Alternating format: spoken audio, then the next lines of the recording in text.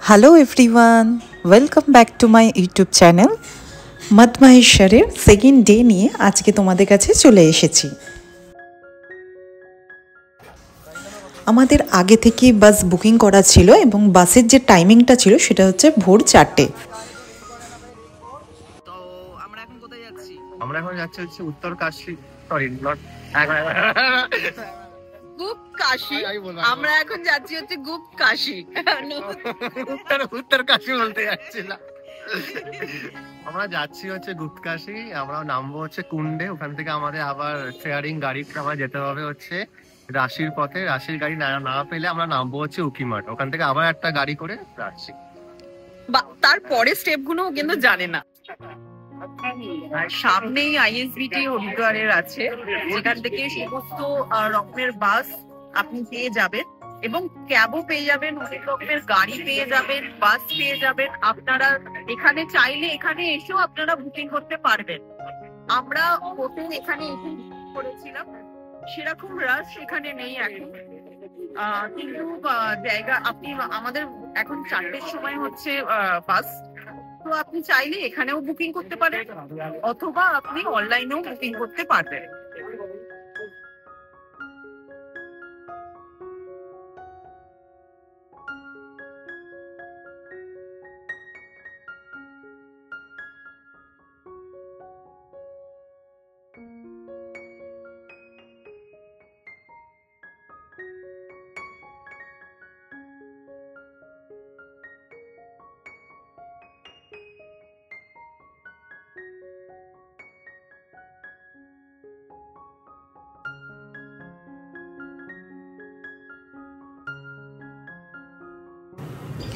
বাসটি হরিদ্বার থেকে যেখানে নামাবে আমাদের সেটি হচ্ছে কুন্ড, এবং কুন্ড থেকে আমরা যাব উখিমঠ, এবং উখিমঠ হয়ে আমরা চলে যাব সোজা রাশির দিকে।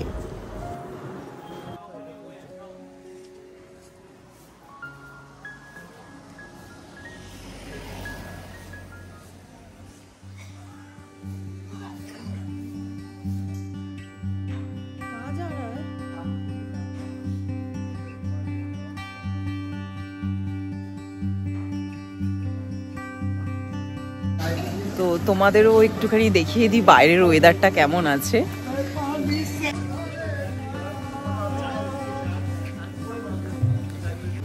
আচ্ছা, আমরা এখন যেখানে এসে গেছি সেটা হচ্ছে তিনধারা।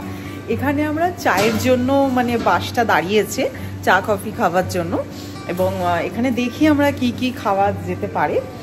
আর ওয়েদারটা খুব মানে কুয়াশায় পুরো আচ্ছন্ন, মানে কিছুই দেখা যাচ্ছে না, পুরোটাই কুয়াশা। মানে কি জানি না, মানে আকাশ পরিষ্কার হলে কিরকম কি দেখা যাবে, কিন্তু টোটালটাই পুরো একদম, আমরা তো বাসে কিছুই দেখতে পাচ্ছিলাম না। ববিতা বললো যে সোয়েটার পরবে না, কিন্তু বাধ্য হয়ে পরতে। হ্যাঁ, শীত করছে, রীতিমতো শীত করছে। তবে ভাল লাগছে বেশ। এবার তো জার্নি স্টার্ট আমাদের।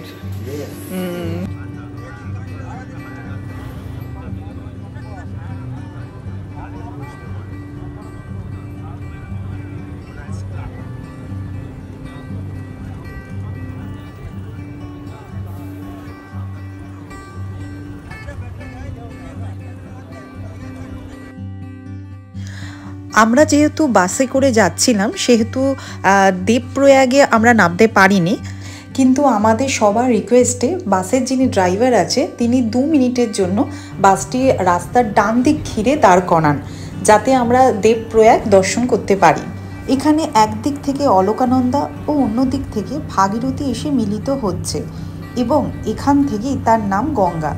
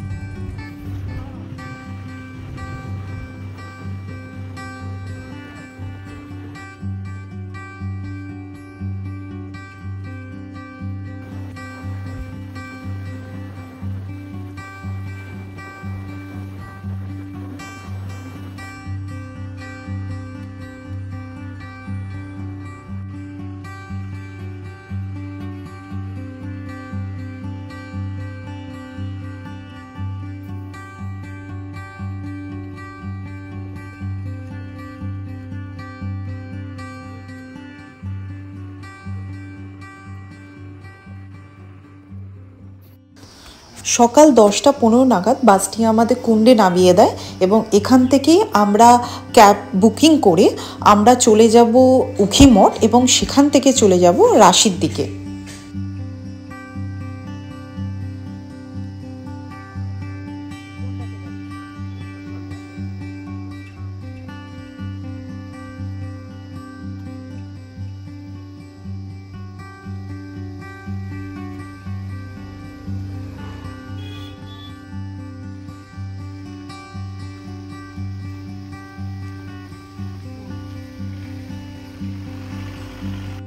আমরা এখন যেখানে আছি সেটা হচ্ছে কুণ্ডের বাঁ দিকের রাস্তা চলে যাচ্ছে কেদারনাথের দিকে এবং যে সোজা রাস্তাটা দেখছি সেটা যাচ্ছে উখিমঠ রাশির দিকে এবং এই রাস্তা দুটো ভাগে ভাগ হয়ে যাচ্ছে।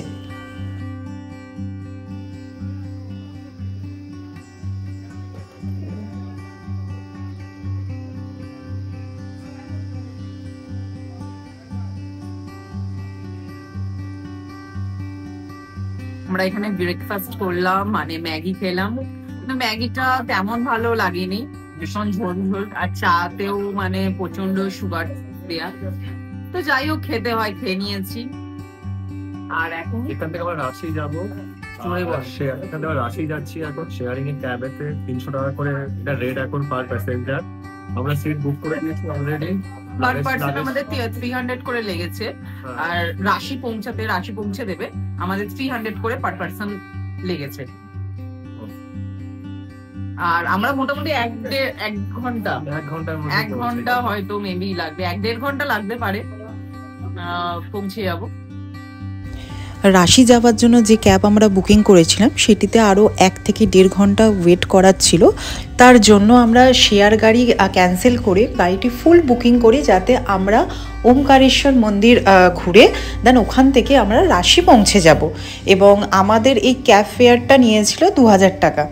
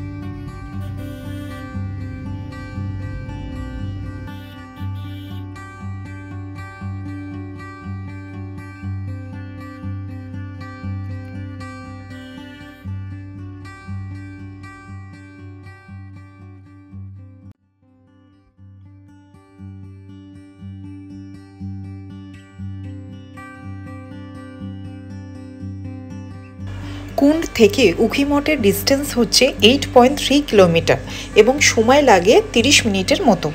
উখিমঠ যে জায়গাটা, ঠিক আছে, এখানে আপনার ওমকারেশ্বর মন্দির। হ্যাঁ, আমরা এখন উখিমঠে আছি। তো উখিমঠ বেসিক্যালি এখানে ওমকারেশ্বর মন্দির, আমি দেখাবো পরে মন্দিরটা, বলবো ওইটাকে দেখানোর জন্য। তো এইখানে বিভিন্ন মানে কেদারনাথ, তুঙ্গনাথ, রুদ্রনাথ তাদের যে শীতকালীন পুজো হয় এই ওমকারেশ্বর মন্দিরে হয়। আর সবচেয়ে বড় গুণ হচ্ছে এই জায়গাটা, এই উখিমঠকে আগে কিন্তু উষা মঠ বলা হতো। এবার এখান থেকে যতগুলো পিক রয়েছে, যেমন হচ্ছে চৌখাম্বা, কেদারডোম, তারপর হচ্ছে লিঙ্গরাজ পর্বত, এই সমস্ত পর্বতের কিন্তু চূড়া দেখা যায়। আজকে যেহেতু একটু আকাশটা মেঘলা রয়েছে বলে দেখা যাচ্ছে না। আমি যখন এর আগে এসেছিলাম 2021-এ, তখন আমি আমার মোবাইলে দেখিয়েছিলাম যে সমস্ত পিক দেখা যাচ্ছে, আর সানরাইজ হলে খুব সুন্দর দেখা যায়। আমি ওই জায়গাটা নিয়ে যাবো, ঠিক আছে, গিয়ে মন্দিরটাকে দেখে না।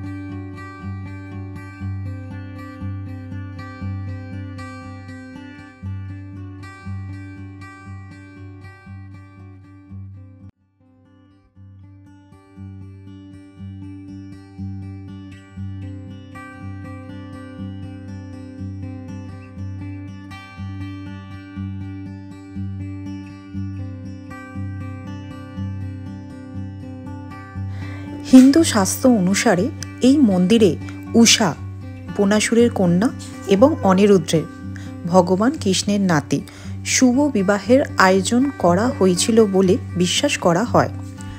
একজন সম্রাট এবং ভগবান রামের পূর্বপুরুষ, যিনি সমস্ত জাগতিক আনন্দ ত্যাগ করেছিলেন এবং এক পায়ে দাঁড়িয়ে প্রায় 12 বছর ধরে তপস্যা করেছিলেন। তার তপস্যা শেষে ভগবান শিব ওমকার রূপে তার কাছে আবির্ভূত হন এবং তাকে আশীর্বাদ করেন। সেই থেকে মন্দিরটি ওমকারেশ্বর মন্দির নামে পরিচিত।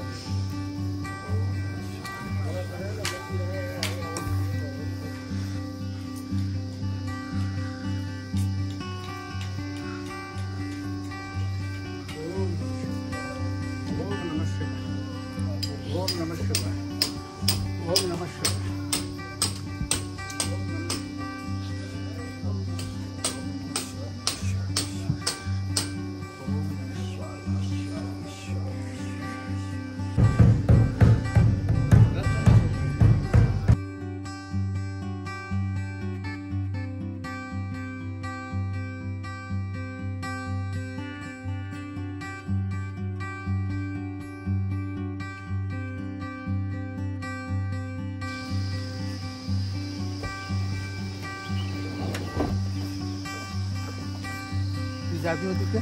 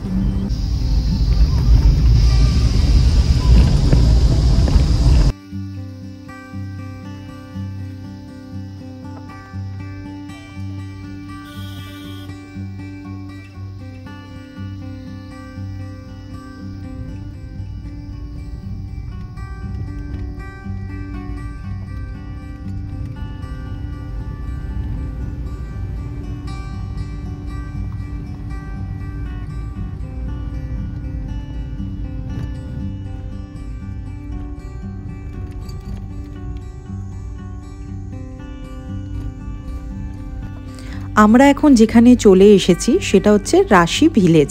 এখান থেকেই আমাদের মধ্য মাহেশ্বরের ট্রেক শুরু হবে এবং আমরা ঠিক 1:15 নাগাদ এই রাশি ভিলেজে পৌঁছে গেছি।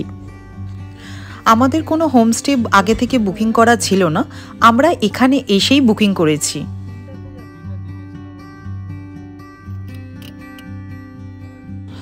আমরা যেই হোমস্টেটায় এসেছি সেটা হচ্ছে কোমাল হোমস্টে।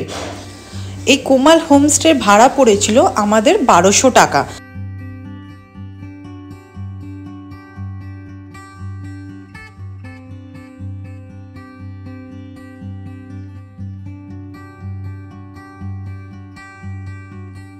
এই হোমস্টের রুমগুলি বেশ পরিষ্কার পরিচ্ছন্ন। আসুন তবে দেখে নেওয়া যাক।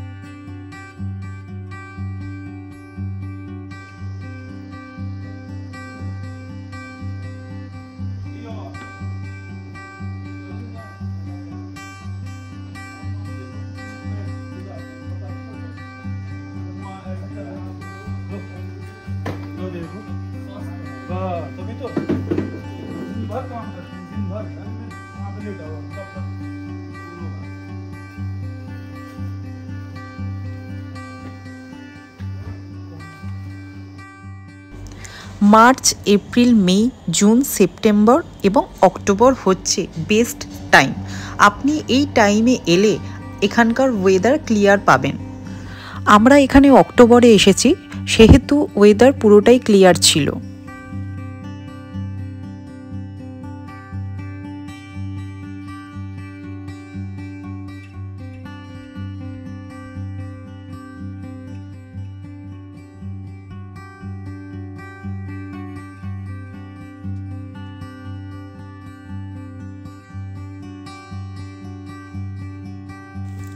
একটু রেস্ট নিয়ে আমরা দুপুরের লাঞ্চটা সেরে ফেললাম। খাবারের কোয়ালিটি খুবই ভালো ছিল।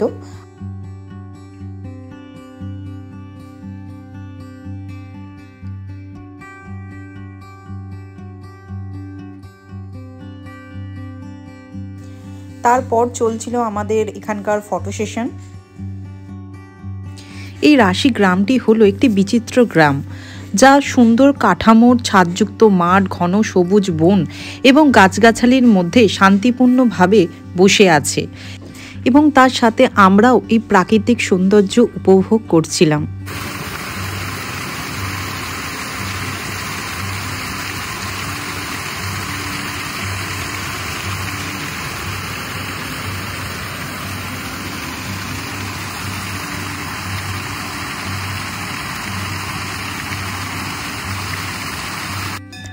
উত্তরাখণ্ডে অনেক ধর্মীয় স্থান রয়েছে যা অনেক রহস্য ধারণ করে। এরই মধ্যে একটি পবিত্র স্থান হল মা রাকেশ্বরী মন্দির।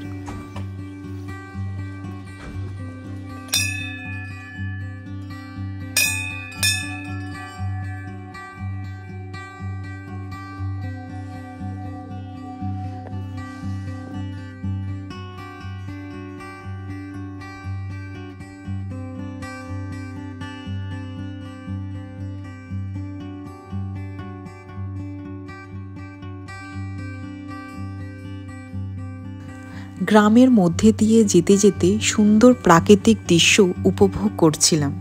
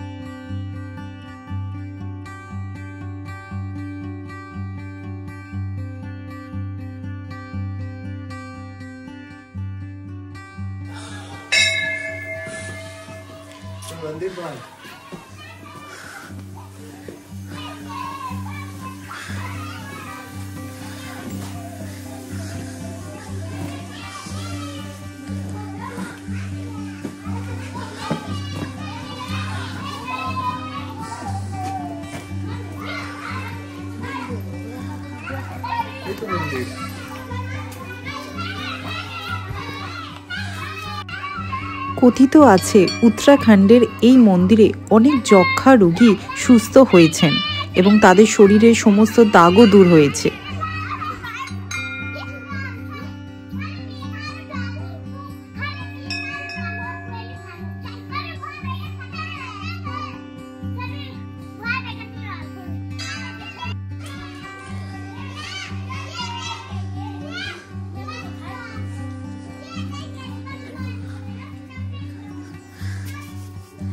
आपका नाम क्या है? क्या है ना? आदर्श। आपका? आदर्श। आपका? आदर्श। आपका? आदर्श। ये भगवान के सामने प्रणाम नहीं करते।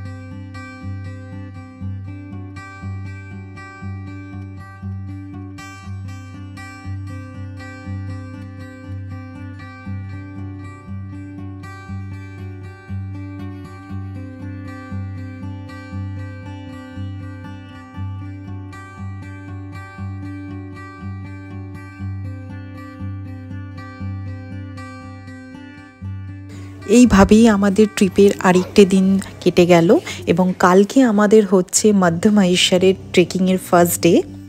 আপনারা অবশ্যই জানাবেন আমার এই ভিডিওটি কেমন লাগলো এবং লাইক শেয়ার কমেন্ট করতে ভুলবেন না এবং চ্যানেলটি সাবস্ক্রাইব করতেও ভুলবেন না। Thank you.